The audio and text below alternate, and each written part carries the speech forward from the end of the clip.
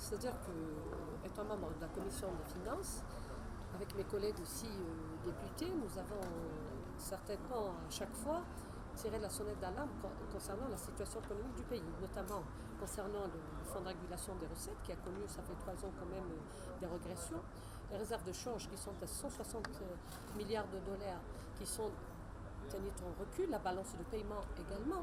Donc ce sont des faits qui nous inquiètent à la limite. Faute d'une économie de substitution à la rente, donc on risque de se retrouver sans rien. Il faut reconnaître que le fonds de régulation des recettes et les réserves de change, c'est une richesse virtuelle. Donc si on veut développer notre économie, il faut procéder à la diversification économique. Cette diversification économique nécessite une réforme structurelle qui risque de prendre beaucoup de temps pour se réaliser, mais il faudrait en parallèle qu'il y ait une stabilité législative et institutionnelle pour pouvoir encourager l'investissement à l'étranger, qu'on puisse vendre une image quand même importante de notre pays pour attirer les investisseurs étrangers. Il faut encourager les secteurs productifs, il faut aussi impliquer notre diaspora à l'étranger. Donc il faudrait aussi mettre en application les dispositions de la loi de finances complémentaire de 2009 qui assure la préférence nationale.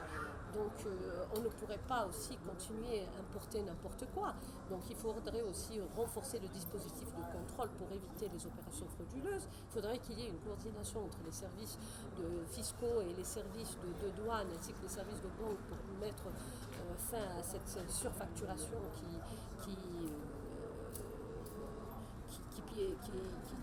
qui est un mal dans nos importations.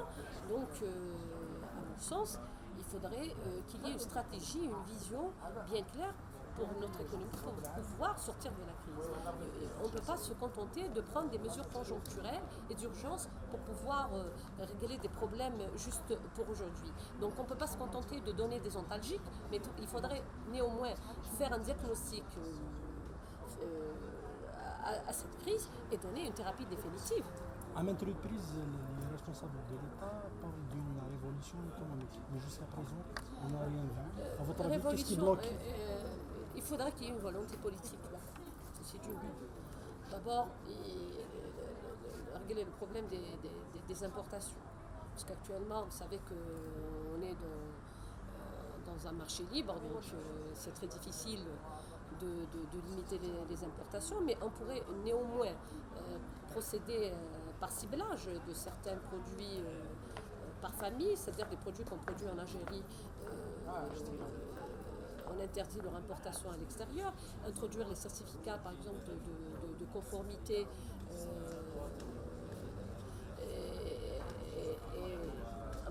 les certificats de conformité, et éviter quand même les certificats de complaisance, c'est-à-dire qu'il faut travailler avec l'organisme de normalisation algérien IANOR pour lister les organismes internationaux qui doivent délivrer ces certificats de conformité. Donc, comme je venais de le dire aussi, la loi de finances 2009, il y a pas mal de dispositions qu'on pourrait prendre pour pouvoir mettre fin à l'importation massive.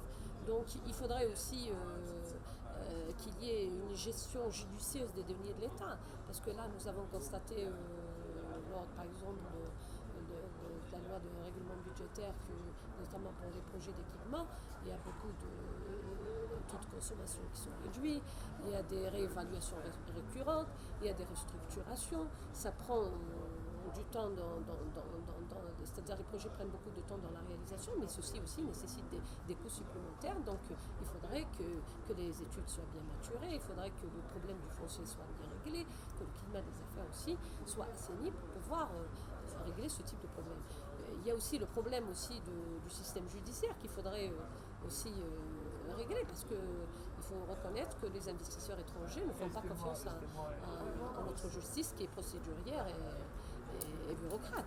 Et il faudra aussi trouver d'autres modes alternatifs de règlement de conflits et avoir recours à l'arbitrage. Il faudra qu'il y ait un transfert de technologie qui soit étudié au niveau des écoles et au niveau des universités pour pouvoir sortir de la crise. Et puis, à mon sens, il faudrait faire un pacte national, c'est-à-dire fixer un plan de 10 ans, se dire, bon, chaque année, je dois sortir de 10% de la rente pétrolière.